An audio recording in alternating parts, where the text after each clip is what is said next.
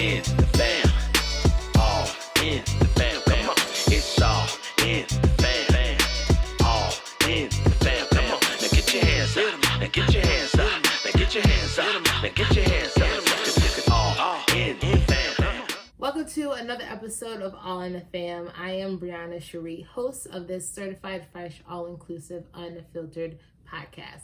If this is your first time watching, I just want to say welcome, and I hope you become a part of the family by the end of this episode. So, this season 2, we have been talking about adulthood the entire time, and we are going to continue with that theme until the end. Right now, we are in the middle of the season, so this is great.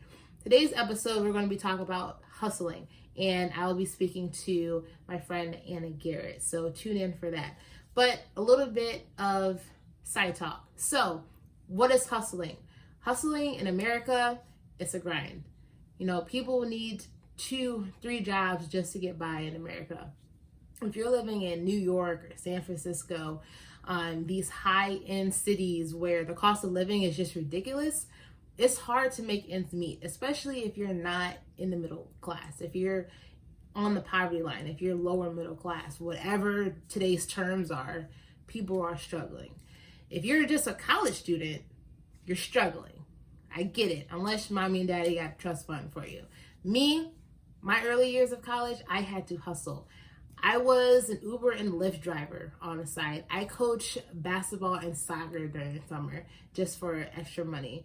I worked at sandwich shops. I worked in retail. I did whatever I could to, 1, pay tuition, 2, go to the bars, and 3, pay rent, and also save.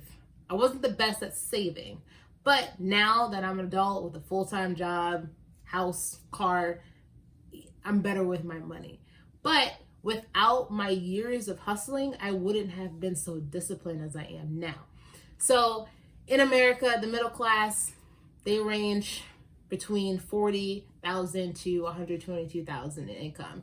And it's way less for those under the middle class line. So what is hustling? Hustling is basically where you do what you gotta do to make ends meet. But sometimes hustling sucks. People don't like their side hustles, but sometimes hustling brings people more joy than their full-time jobs. So we're going to dig into that a little bit during this episode. So I hope you guys enjoy this talk that I had with Annah Garrett. We worked with each other at Potbelly, and now we are on the come up in our careers. So let's get to it. Anna, welcome. I'm so happy you're here. Me too. It's so good to see you. Yes. So how have you been? It's been a while. Busy. Lots has happened in the past, 5 or 6 years. Mm-hmm. It's been a pretty wild ride, but just kind of trying to navigate through everything going on in the world right now and stay busy and stay motivated and stay active in the community. Obviously we're not doing live events right now, so it's been kind of a weird, toss up for people in my industry, but in our industry really with, mm-hmm. Media in general, but I'm doing good, just staying afloat and staying creative. Awesome. So for the listeners listening, me and Anna met at Potbelly. We were making sandwiches. You were my boss. So how long were we working together? Do you remember? So we, let's see, I think I left in 2016, and so probably maybe 2 years, a year and a half, 2 years, between I don't know exactly when you started, but 2015, 2016. I think it was 2015. Yeah. Yeah, it was 2015, because that's maybe when I went back to COD. Mm-hmm. It feels like a century ago. I know. And I don't think I've seen you since you left, though. No, but you've been to Metro. I just haven't been there when you were there. I know. I feel like we keep on crossing paths when we're in Chicago, but we're never actually in the same place at the same time. Mm-hmm. But I'm so glad you're here. As you know, I'm your biggest fan on Instagram, and I totally support what you're doing right now. You're amazing. Can you tell us what you do right now? Yeah, so currently I'm employed at Metro Smart Bar G-Man Tavern. A lot of people probably know it as the Metro. So 3 venues up on the north side in Wrigleyville. Historic venues really that I'm super blessed to be with, but I'm in marketing and PR for all 3 clubs over there. Nice. I also do some side work too, some freelance stuff. I'm involved with a local festival that's Americana, folk, bluegrass kind of oriented. That's out in Manteno, called Shoe Fest, and I do marketing and social media director gig for them. I also, again, just staying busy, like to do as much production freelance work on the side too. So anything from like artist relations to hospitality to admin work, which is like the office work associated with festivals, and really anything across the board. So, right. Yeah. So you are what I want to be when I grow up. I know you're only 2.5 years older than me. You are what I want to be when I grow up. So I don't know if you know this, but even though we worked at Potbelly and we just made sandwiches, like, you were honestly a role model. To see your work ethic and to see you just bust it out on the line and make those sandwiches, but be an amazing manager at the same time while going to school full time, paying for college out of pocket yourself, and just see you grind and just work those long hours. And I was in the same boat, you know, I was at COD and I wasn't where I wanted to be. I was upset that I had to transfer from an amazing school, DePaul, and go to a community college, which I actually love community college. I'm not going to dog it. I was just kind of like down in the dumps when I started at Potbelly. And then seeing your work ethic and your outlook and your positive view on where you wanted to be in life, like, I looked up to that. So I just wanted to say that. And that's why I asked you to be on this podcast. So that means a lot. Yeah, no problem. So clearly, neither of us wanted to stick with Potbelly. Neither of us want to be making sandwiches for the rest of our life. And destined for greater things. Right. So you're in media, I'm in media, and we just had to hustle to get where we are right now. So was there a point in time where, like, since you had the hustle, was there a point in time where you doubted yourself a bit? Like, you didn't think that, oh man, maybe I'll just have to settle? Yeah. And it's funny you say that, because like when I talk about kind of my beginnings in the industry, like, I always touch on this part because I think it's just kind of important to me, to like honor sort of like the struggle, because there definitely was a struggle. There was definitely doubt involved. Especially coming into like an industry like the music industry, where like it's all about who do you know and how connected are you, and you know, things like that. And I didn't really know anyone coming in. I literally kind of just got scouted by some incredible people who ended up being mentors to me. But I would say like the first few years was just a straight up hustle. And like I started out as like a street teamer, which for people who don't know, you're basically like a freelance promoter that just does like on the ground kind of promoting and like social media promoting. And I was really just doing it at first to go to shows for free, but I would like smart. Yeah, totally. Very smart. I had a couple friends who like hooked me up with this gig and were like, you should do this. You're good at passing out flyers and stuff. Like I went to a show as like their +1, and they were like, here, help me pass out flyers at the end of the show. And then one thing led to another. I ended up on the team, and like within a few months I ended up managing the team, and all while I was living in the burbs, but going to the city like all the time for music stuff, and also going to school at COD out in the burbs also, and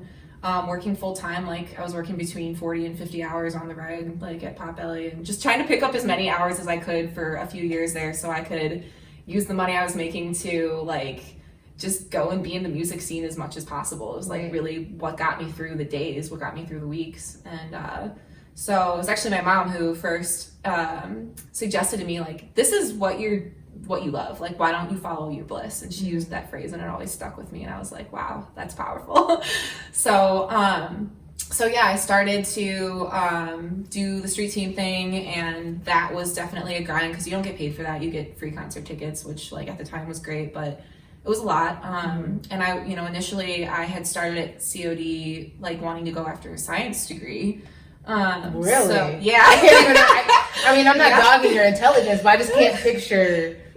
Concert loving, media loving Anna being a scientist. Really, and like honestly, I couldn't really either, and that's why like when she initially suggested it to me, I was a little bit like, no, I'm doing what I'm doing, and like I want to follow this path, and I was stubborn, and I wanted to make it work, but I thought about it a little bit more, and I started meeting some people that were like kind of doing what I wanted to do, sort of like entry level, and started having conversations with people, and that's when I was like, all right, I'm gonna like switch it up, and I'm gonna I looked at like the coursework I'd already done, and I realized I was gonna have to do some different things to get to where I wanted to go. But I started changing my path, and one thing kind of led to another. Like I said, I had some really incredible people take notice of the hard work I was doing on the street team. I was working for an independent promoter called Silver Rapper. Some of y'all listening might know like the festival North Coast. That's like they're one of the main founders of North Coast. Also a bunch of other stuff around city shows and festivals and all kinds of events. And so I went from being like a street teamer to the street team manager to an intern. But for the first like 2.5 years, I really didn't get paid that like really anything. And that's kind of just how it goes. Like I think for most people starting out, even if you do have connections, I don't think a lot of people start out making money. So I was doing Potbelly, I was living in the burbs, I was commuting, I was trying to take as many side gigs as possible, which we'll get into that later. But it was a lot at once. So and then on top of that, like just not really knowing a whole bunch of people to start, but having to just like act like I belong here. Right. I'd have to tell myself imposter syndrome. Yeah, imposter syndrome. For sure. Yeah. No, for sure. Like, and I didn't know what that was called at the time. Mm-hmm. And it was like 2 or 3 years later, someone, that term started getting a little bit more popular. And I was like, oh my God, that's totally what I was going through for a really long time, So, and I would say that to myself. I'd be like, you belong in this room. You belong at this event. You are here to meet these people, and like you're worthy of like talking to them, and like all that like self-positive talk. Yeah.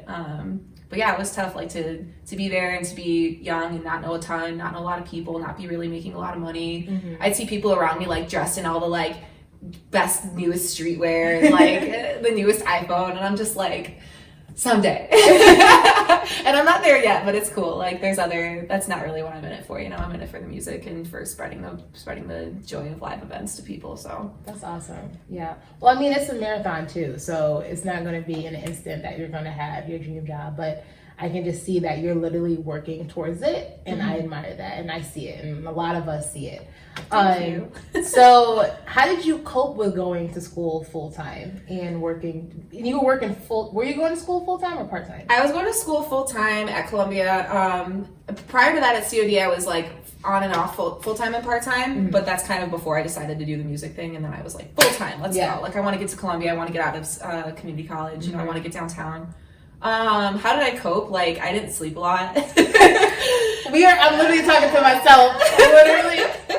Because like between going to school, and by the time I started at Columbia, I already had the internship with Silver Rapper. So I was like going to school 3 days a week downtown, and going to the office the other 2 days a week. And then I would spend my weekends at shows like the majority of the weekend days. So it was a lot, because you have to like, you ever seen that like Venn diagram where it's like good grades, regular sleep schedule, social life, and then it's like pick two? Yeah. I like would look at that and I'd be like, this ain't the damn truth. Like, but I tried to make it all happen. I would say that the sleep schedule definitely like was the piece that lacked most, but it was worth it, and there was definitely stressful times, but I was also having a lot of fun, and I had still do have a lot of really amazing supporters and like a really big network of friends that I met through music and just other music lovers. So, like I just was on my grind. I did a lot of caffeine. And I just tried to constantly stay working and like stay on my grind. Like when I would get a project from Silver Rapper, I'd be working on it in between classes. Like I was just really always on my laptop. Right. So, and I feel like that's kind of the way you have to be. Like you just have to be down to take the opportunities and like the tasks that are given you and just crush it, And so, fortunately Columbia, like it's an art school. So like the coursework was not super grueling. It was definitely focused more on the creative aspect, and so that was more like fun and fluid than something like super rigorous. And I got to work with like other artists and people who were like interested in doing similar things, and that was really awesome. So I almost felt like the schooling that I was getting at Columbia was not really the same as like the schooling I was doing at COD, because once I got there I was just focused on my major and minor coursework. And so my major was marketing and my minor was live and performing arts management. So there was all kinds of like very industry direct courses involved, especially with the minor. Right. So yeah. So what made you choose Columbia? What what in your mindset told you that's it? That's the school I want to do. I want to go to. So, I think that one of the main like attractions for me with Columbia was one of my mentors at Silver Rapper, who ended up, she was my boss, and she taught me so much about what I know in marketing and production work. And she had gone to Columbia and like done the live and performing arts management major. And I met her like before I had applied to Columbia, or actually I don't think I had applied yet. I was like thinking about applying, and I had met her and I had seen like, this is the course she did. I know that one of my other mentors there like did his master's there, and I was just like so inspired by these people and what they were doing. And I was like, I want to be in with these people. Mm-hmm. Like I want to work for them. Like what they're doing is so dope. You know, like a team of like 8, actually at the time I think it was like 6 people, not even all full time, producing like major festivals and like events all over the city. And I was like, this is an incredible, inspiring team. So Columbia just kind of seemed like the natural, like it's like one of the big like Chicago music, media, art schools, mm-hmm. and it's, you know, right downtown. And I just like knew a number of people that went there, but mainly those 2 people that were like such huge examples for me.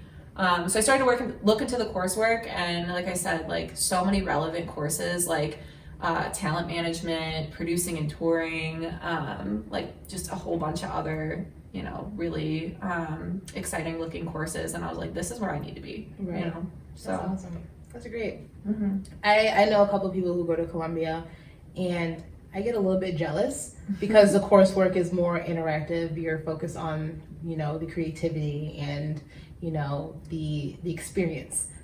Whereas I go to UIC, it's, okay, turn in this paper, you need this grade, you gotta pass this course. It's like, like sometimes I feel like I wish I chose a school like Columbia, but at the end of the day, like this is like just advice to our listeners, just because there's a lot of people who graduate college or in college or going to grad school. You know, college is what you make of it. Mm-hmm. And absolutely, this kind of segues into my next question, is that I call us super seniors because you didn't get your degree in 4 years. Mm-hmm. I'm still in college. I'm 24. You know, like it's gonna be a while. Not everybody finishes within 4 years, mm-hmm. and you can still have a good college experience. It just doesn't have to be the stereotypical 4 years on campus, frat, sorority, party on the weekends, all that crap. You know, straight A student, all that. Mm-hmm. You know, we had to grind. We had the hustle. So during college, I didn't know exactly what I wanted to do with my career. So I coached basketball on the side. I did photography on the side. I had a couple internships with the Bull Sex Academy with Chicago Sky. And then I just realized I don't want to work in sports anymore. I love sports, but I felt like if I worked in sports, my love for them would just go away. Mm-hmm. So that's how I dibbled and dabbled into media. And if I would have gone to college for just 4 years and just stuck with that, I probably wouldn't be doing this podcast. I probably wouldn't have this amazing media internship that I have, that I love, that I want to pursue as a full-time career. And I just love that here we are, didn't get our degree in 4 years, and we're still doing what we like to do. Yeah. You know? What advice do you have to people who are in college right now or finishing right now? First of all, I think that the whole like 4 years in and out is such a scam. Yes. I've actually heard from teachers I had at Columbia that, and this isn't just Columbia, this is like, you know, like pretty much in general for colleges, like college students, that the new statistic is actually it's more of like a 6-year average now, mm-hmm. which honestly made me feel great because it took me, I think, a little over 6 years all in to finish my bachelor's. And like there's no for sure rush. Like everyone's situation is different, but I for one am really fortunate that I followed the course that I did. I definitely got down on myself a lot of different times throughout that course because there is all this pressure to like perform based on society's expectations, mm-hmm. or like maybe our parents or whatever, colleagues, family. Comparison. Yes, exactly. And it's just like we're all on our own paths. And I really don't think you can like, this is going to sound cliche, but I really don't think you can like rush your destiny, you know? Like I think it's better to just take your time and figure out what you want, what you're good at, like what inspires you. Because like I said, you know, you had said that you were working in sports and you love sports, but you didn't want to get burnt out on it and stop loving it because you were working in it. And like, that's kind of how I felt with like my initial path of science, was that I loved it, but like, I just wasn't the right person to be in that industry. You know, like I love learning about it. I loved the coursework. I did great in school, but I was just like not really fully in it mentally.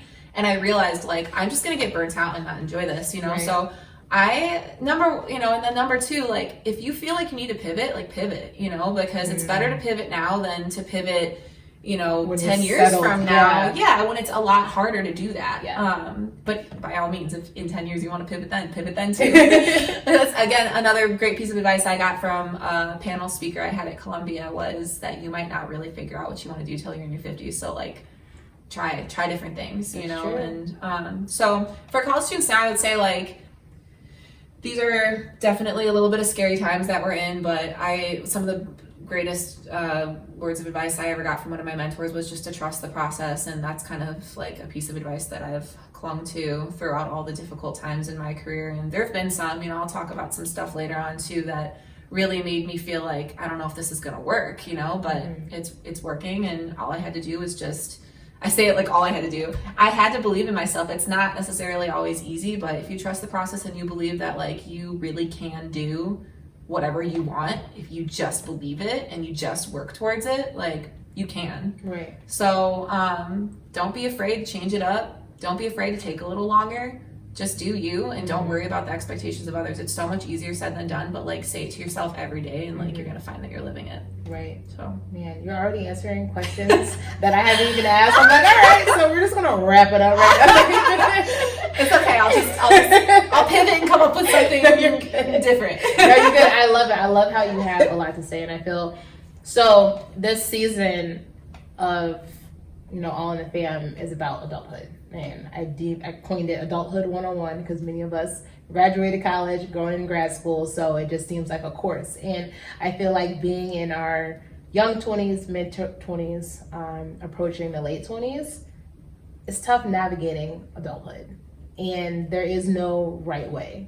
Like I said in a previous episode, the way I'm going through adulthood right now is you learn from it, you grow from it, and you reflect. Like that's how I'm approaching situations, and I'm still failing and I'm still fucking things up. But at the end of the day, what do you learn from it? How are you gonna grow from it? And what can you reflect on that? So that's just like my mindset of going in. So I kind of want to unpack what you said, that you are doubtful about yourself at sometimes.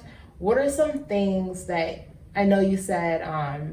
You basically said that you had to say positive affirmations every day to yourself. What are some other things that you did, that if it was tangible or if it was in your mindset, what are some other things that you did to get out of that doubt? Well, a lot of it was definitely the self-talk. Like that's so important. A lot of it was also just talking to people who I trust and like really leaning on my support system, because I've had a lot of really great supporters and people who are like, dude, even if you don't believe in yourself, I believe in you, and whatever you think you can't do, you're already doing it. So just keep doing it. And hearing like affirmations like that are so valuable.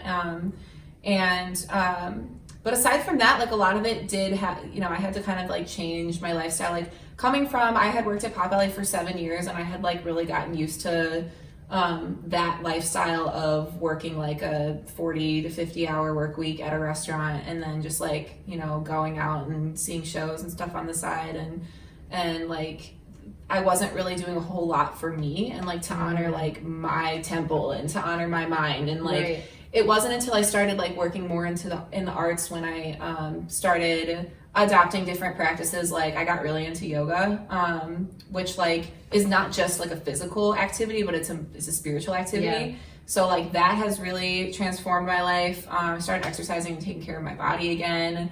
I started caring a lot more about like what I was eating and drinking and putting into my body, and like really just started like after college, and like even in college, like I was not really like taking the best care of myself. So once I finished college and was like getting into into like the full-time aspect of my career, definitely still a lot of self-doubt, definitely still a lot of adjustment, especially like now that it's like, okay, it's game time, like you're a full-time employee now. But I really started to like see the example that was being set for me by other people I was working with, which was like, you don't need to like be out drinking and like be out partying at these events. Like you can actually just be there and just chill and like absorb what's going on, network, take care of yourself, go to sleep, like leave a show early, whatever it might be, you know, and just kind of started like looking at things differently and more as a career and less of like a hobby, you know. So a lot of that stuff, journaling, I think helped me a lot too.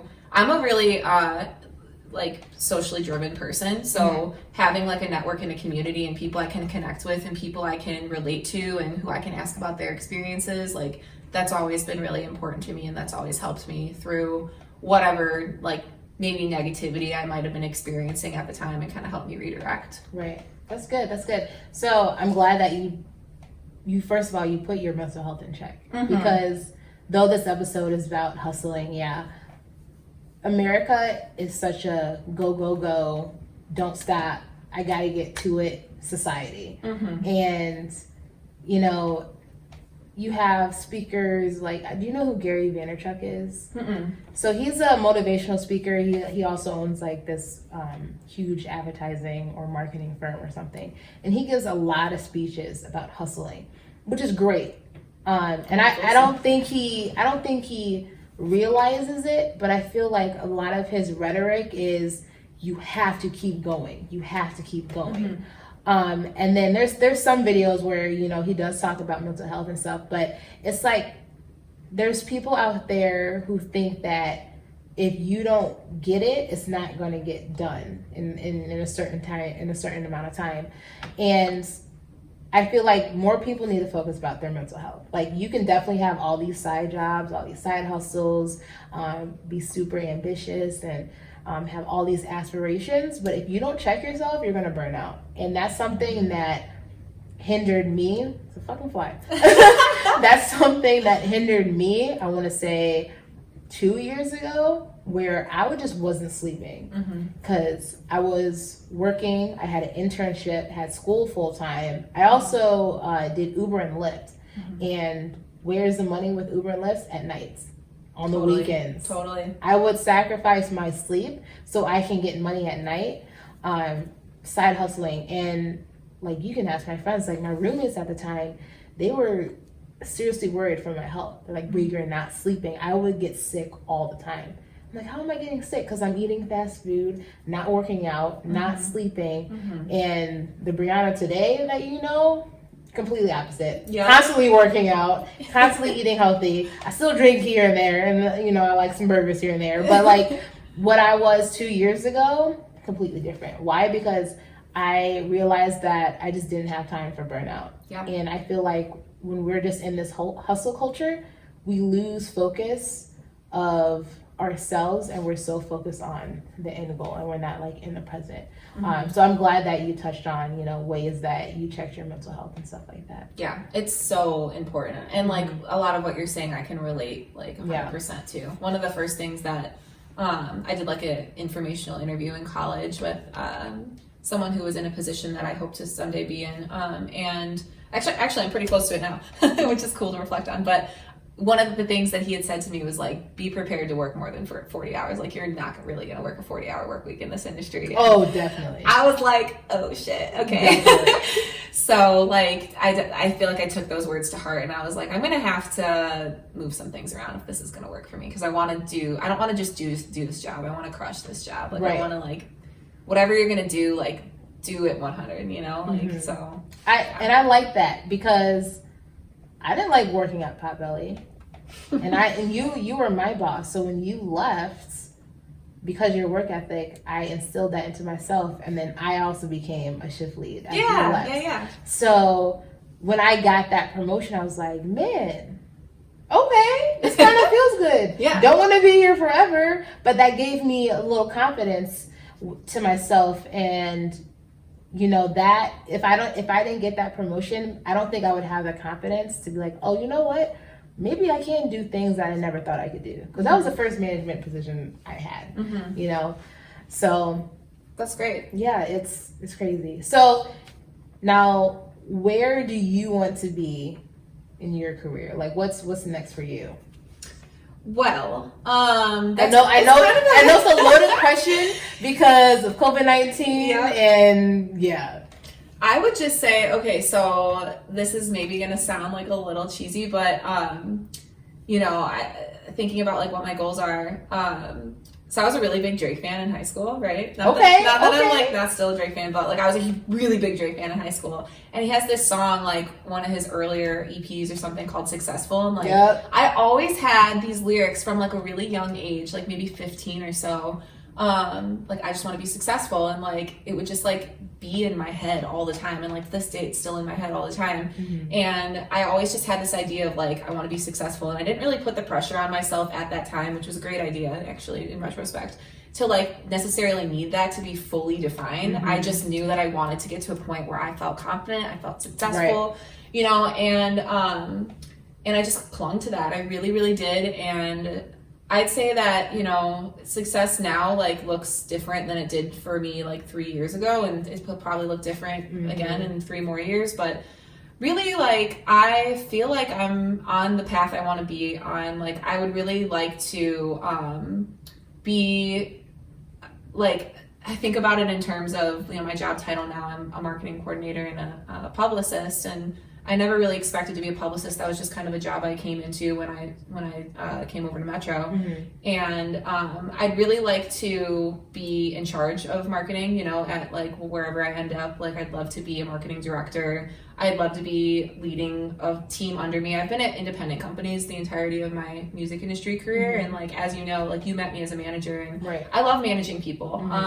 You're good at it. Thank you. I feel like, I actually took a management course in college, and there's like different styles of managers, and I immediately knew what style I was when I learned about them. And it was kind of the one that's like, strict but fair and like friendly, and like wants the team to look at them as like, like as their friend kind of, but also like as, somebody to take direction from, but not necessarily like a boss. I never really like vibed with that word very much. So, but yeah, so I would say that like, I really just want to keep leveling up. Like that's my main goal. Is I'm on an eternal quest for knowledge. I really want to just become more skilled. And now that I've been working on some PR projects since COVID hit with something called the Save Our Stages campaign, which we can talk about in a little bit. Yeah, but, for sure. I was going to ask you about that. Yeah, because I've been vocal. Yep. So, but I've been like this is definitely the most important story and like PR work that I've done. So now I'm like really interested in how am I going to become like a really great publicist, and with all of the other like political movements happening right now, like now I'm the most interested I've been in politics in a long time, and like really, I see you, and you inspire me. My friends call me a baby activist and shit. I was like, okay. You are not a baby. You are not a baby. You are a straight up activist and a freedom fighter, and it's so amazing. You're organizing shit. Like I see you. It's really, really great, and I am gonna make it out to one of them at some point. But. Yeah, and so now I'm like, okay, I want to learn a lot more about politics, and I want to learn a lot more about how all of these things work, and like advocacy. And so I really just want to like constantly become a better rounded professional. And I think that comes in a lot of different forms, and with studying a lot of different subject matter and meeting a lot of different people. So I really love what I'm doing right now. I don't know if it's what I'm going to do forever. I feel like I'm being called in a lot of different directions, especially since the pandemic hit. I'm like, okay, well, it might be a while till live events resume. Like, what am I going to do in the meantime? How am I going to stay learning and stay active? And so, with everything going on right now, and like being involved in a lot of the political movements that are happening, like that's been super inspiring to me. And I'm still trying to find ways to learn, and like webinars and stuff like that, like things that I can kind of do, like even though I'm not in school, to further my education, so that whenever things do resume, like I can say, hey, I studied all this different stuff, and like I have a bunch of ideas, I have new platforms I want to try, like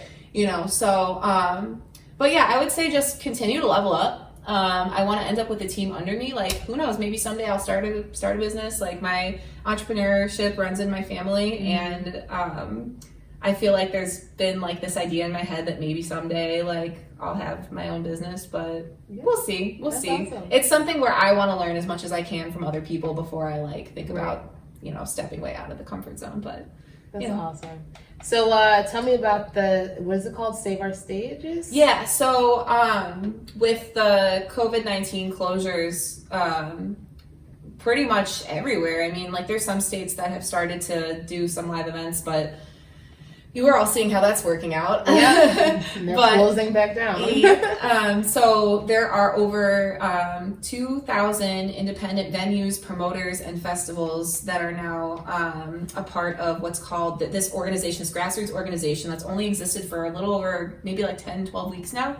Called it's very new, and it's accomplished so much already. But it's called the National Independent Venue Association, or NIVA for short. And like over the course of that, you know, this many weeks, we've grown 2,000 members strong nationwide, all 50 states and DC. And basically, we are leading this grassroots campaign to lobby for support and relief, financial relief, for these independent entities that are at great risk of closure, since we don't know when we're going to go back. You know, we don't know when we're coming back. And we were some of the first businesses to close, being that we depend on large crowds to make money. And we are going to be some of the last to reopen. And it's just really scary times, because even though there's absolutely no revenue coming in for the majority of these clubs, there's still bills to be paid. Like none of the bills have stopped. So just all kinds of legendary venues all over the country are like in very dire situations. My workplace is included. So there's been a lot of really great work happening behind the scenes. The Save Our Stages campaign is a movement that we've pushed out to the public, asking for support from fans, from artists. There was even a letter that went out this week to Congress from various music industry giants like ASCAP and BMI and Spotify and like a bunch of other huge conglomerates that are supporting the efforts. There was also a letter that went out like 2 or 3 weeks ago. Over 600 really famous artists, both music, comedy, signed this letter to Congress, and there's just been like such a huge push. We surpassed 1 million calls and emails to representatives from fans this week in support of the legislation that's currently in Congress that we're hoping will get passed, that will help save the independent venues and promoters and festivals that are depending on it. So that's called the Restart Act. And honestly, by the time that this podcast goes live, like we'll see what happens, but it's feeling good. It's feeling like there's a lot of momentum behind it. And it's been really incredible to be a part of that. I've been involved since like about the 3rd week. And at that time it was still really small. But and what exactly is your role? I'm not sure if you mentioned that. So it's technically just like a grassroots like organization, like it's a type of nonprofit. So it's not like a job. It's really just like an advocacy like volunteer position. But everyone involved with all the, you know, venues who are participating is playing some kind of role, whether it's just like posting on their own social media, or like for me, I'm pretty much running point on the marketing aspect from Metro Smart Bar and G-Man Tavern. So, you know, and we've got a pretty large fan base, so it's been really incredible to see the support from our fans. And I wish I knew the exact number from our people. It doesn't really work that way though, because everyone's just directed to the same website. But Illinois is currently in 2nd place for the most outreach to representatives in the entire country. That's ahead of New York.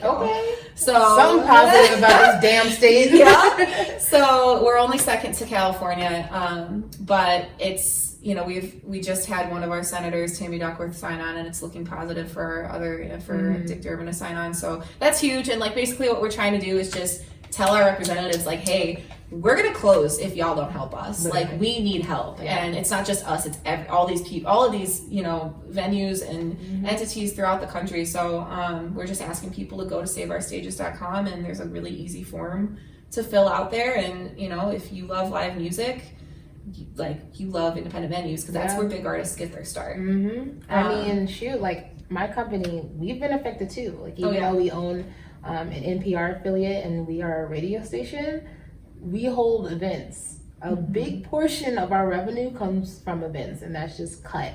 You know, I was supposed to work at Lala this year and Pitchfork in Riot Fest. Mm-hmm. Nope, gone. So now I'm stuck at home doing data analytics, which is fine. I'm still getting paid, but I wanted to work, those events. So, and it's just sad to see. And I feel like working in events, in media, I feel like working at in these positions is such a dream for people, and then just to see this virus just affect so many lives. I mean, it's out of our control, and we shouldn't really complain, especially you and I, because we're healthy. We're sitting in front of each other healthy. But it's just sad to see that. So I'm so glad that you're doing something and you're stepping up to save these venues, because concerts, it's a big revenue in the United States, and people love their concerts too. So what's the name of the website again? SaveOurStages.com, and also the hashtag affiliated with it is #SaveOurStages. Okay. And honestly, if you look it up on like Instagram, you'll see so many posts from so many artists. It's been really inspiring to see how many people have backed the cause, especially from how small it was just like 2 months ago. But yeah, it's it would be a sad world without all the independent entities. Like you'd basically be left with Live Nation and AEG, and that would look very, very different. True. So it felt good it feels good to be involved, but like we're talking about hustling, and like when everything shut down, it was just like, okay, we're postponing shows, we're canceling shows. Like literally my job for like a month was just like postponing and canceling, and like emailing ticket buyers and announcing stuff, and it was just like so depressing. So to have this organization kind of rise from the ashes and be like, all right, but what are we gonna do? Because we can't just stand back and like let our industry crumble, because it will. So I pretty much hopped on board immediately and was like, what can I do? How can I be helpful? And kind of found different ways to be involved. And it's been super inspiring. And like I said, now it's kind of showed me that maybe I have a passion for advocacy too. Like, so it's crazy. And that's just our work ethic. I was unemployed too from my other job. We're opening up back now, but I was just so active in advocacy, and I don't think I would if I had, both my jobs at the same time. Now that we have all this free time and we realize that the world is much bigger than ourselves, what can we do to make the world a better place? Absolutely. Whether it's being an advocate, whether it's fundraising, donating, educating yourself on whatever cause it is, I kind of think this quarantine is a blessing in disguise, but it still hurt a lot of people. But yeah, given that we're still, in social distancing, and, there's still all these laws where, you can't go places and stuff like that, and people are unemployed, and people are getting unemployed now that states are closing again. What are some side hustle jobs that you think that people should start doing from home if they can? Ooh, well, this is an interesting one, because I've been talking about this with friends, and I would say like people don't necessarily realize that they've got hidden talents. And I think that like I'm a big fan of the side hustle industry, and like most of my side hustles have been related to like my main work, like where I'll just be like, oh, you want to do like, you want some brand consulting, or you want me to like run a marketing campaign for like your band or something like that. Like I'm down to do that. But I've also got friends who are talented at like various kinds of art, who are selling their paintings, or like taking the time now to lean more into their creative side and like making money on it. I think like tutoring people on various skills that you might have is a really unique way to not only make some extra money, but like tap into like your creative side and like continue to learn and hone some skills you may already have. I know a lot of people who are also just like saying fuck it and going to work for Amazon right now, which like I mean, do what you gotta do, but no judgment here, but like there's definitely landscape is changing for sure. Like things that we relied on before, like Uber, it's like people aren't really Ubering right now. Right. So I know a lot of people who are doing like delivery gigs now because people are afraid to leave their houses, Uber Eats, Grubhub, I would suggest that would be the first thing people should do. Because you don't have to have anybody in your car. Mm-hmm. You just drop it off at your door and they'll tip you. Yeah. I think that's a nice little side hustle. Yeah, totally. Mm-hmm. But yeah, I think that people can turn it into an opportunity too by like thinking like, okay, well, what am I good at that I've maybe never considered that I could make money off of before? Because there are things, you know. So I know right now a lot of my musician friends have pivoted and are like teaching people lessons like over Zoom or, you know, whatever, doing it virtually, and like that's how they're staying afloat right now. Yeah. And I think that's really cool because so many people have time to learn an instrument now. Yep, exactly. I know I have been. So. Exactly. I've had 2 people contact me asking, Bree, how do you start a podcast? Like, and a lot of them, they didn't know that I could do all this stuff. I was like, yeah, because now I have the time. So that's why I'm investing all this time. Hell yeah. And, you know, they're asking me for advice and what equipment and software and all this and that. And before we even started having this conversation, in my head, I was like, I could probably be charging people to make a little podcasting course. And I'm still learning as I'm going too. So I really like how you say that people can get in touch with their creative side and figure out that what can they do to make money that they didn't even know that they could, you know? Exactly. And I think this is the perfect time to do that. For sure. So as we conclude, I don't know, like personally what's going on in your head, but it seems like you are staying grounded during these times and keep pushing forward. What advice do you have for people who are, you know, going through this economy right now? Well, it ain't over till it's over. Yeah. I don't know, those words, trust the process, come into my head daily. And like I said, like that's something that someone said to me. One of my mentors said to me when I was like first starting out and, you know, going through the self-doubt and everything. And I've just really found myself revisiting those over and over again. And it's tough right now. And like, I feel people's pain. You know, I'm in a situation where I don't know when I'm going to go back to work, which is scary, and like contemplating the possibility that I may have to find a new industry, like at least for a period of time if things don't come back right away, or like depending on what happens. But I definitely fell into a little bit of you know, a tough time like recently when things really started to look grim for music and in general, like with COVID.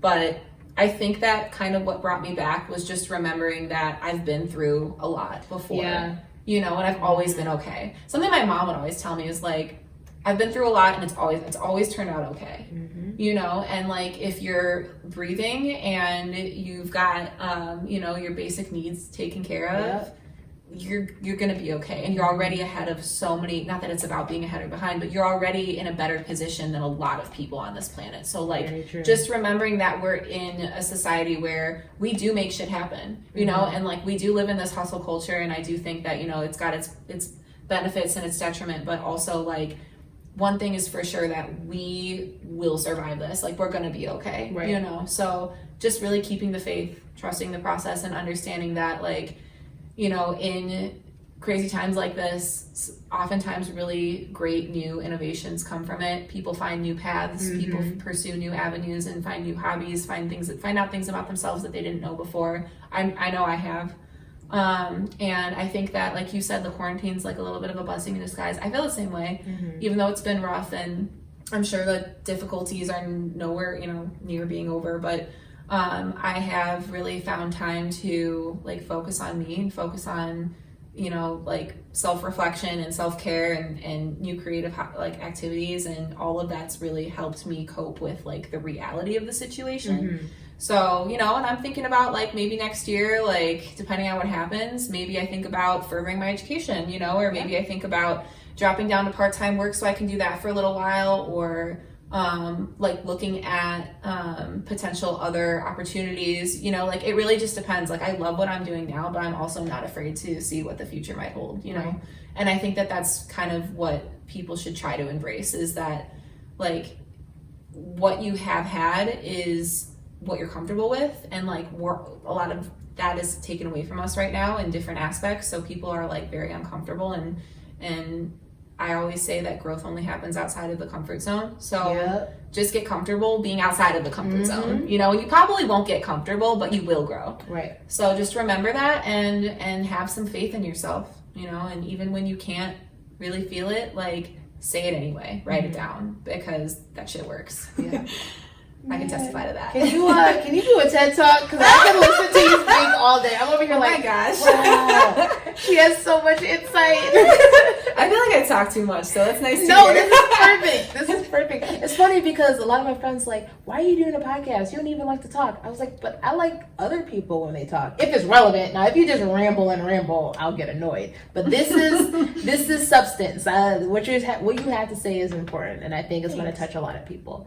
So I appreciate that. I hope so. That's if anybody's familiar with like the Myers-Briggs personality types, my type is called the Inspirer. And like, when I learned that, I was like, that makes so much sense, because not only do I like to inspire other people, but I crave being inspired by other people. So like inspiration and intuition are like very important to me, and so like stuff like an opportunity like this really means a lot. So I hope that people take something away from it, and I hope that if anybody has like questions or wants some guidance, that they feel that they could reach out to me, and you know, like, I'd be happy to talk to anybody.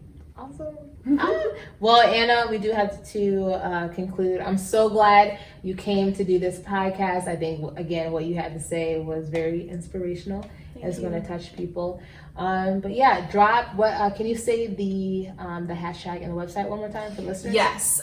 So the Save Our Stages campaign, you can take 30 seconds. There's a form on saveourstages.com, and that will go straight to your district's representatives and your state senators to support the campaign. The hashtag is #SaveOurStages. And if anybody would like to reach out to me personally, you can find my Instagram. It's @_like_snow_like_gold, and it's just spelled normally. Okay. Yeah. Awesome. Well, everybody, that concludes episode 6. I spoke with Annah Garrett, and I'm Brianna Cherie, signing off. That wraps up episode 6. Thank you guys for watching. Quick tip, I know I said it in the video too, but just to reiterate, if you have multiple side jobs or you're dealing with a lot on your plate, a lot of projects, whatever it may be, check in with your mental health. You don't want to be burnt out to the point where you're not eating right, you're not getting sleep. You're going to drain yourself mentally and physically. You don't want that. Maintain a healthy work-life balance or a work-leisure balance, whatever it may be. Just check your mental health. Check it first. I've been through burnout.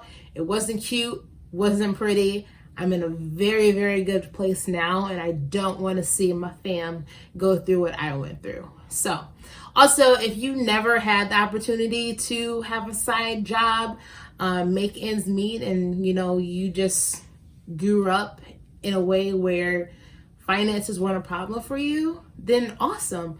But make sure in hindsight, you think about the people who are going through some things. Not everybody is fed a silver spoon.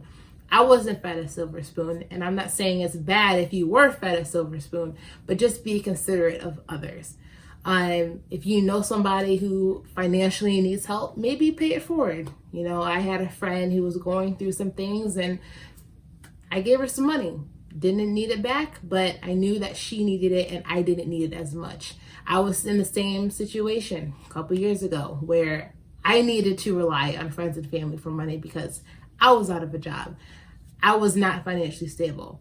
So pay it forward for somebody. That's all I have to say. Other than that, next week I will be giving you guys a video about budgeting, which is going to be interesting because I'm still learning how to budget myself, but we're in this together. And then my mom will be on the podcast on September 23rd. We're going to talk about, generational influences and differences and which generation has the best dance moves. So make sure you check out that episode. I'm Brianna Cherie once again. Peace out.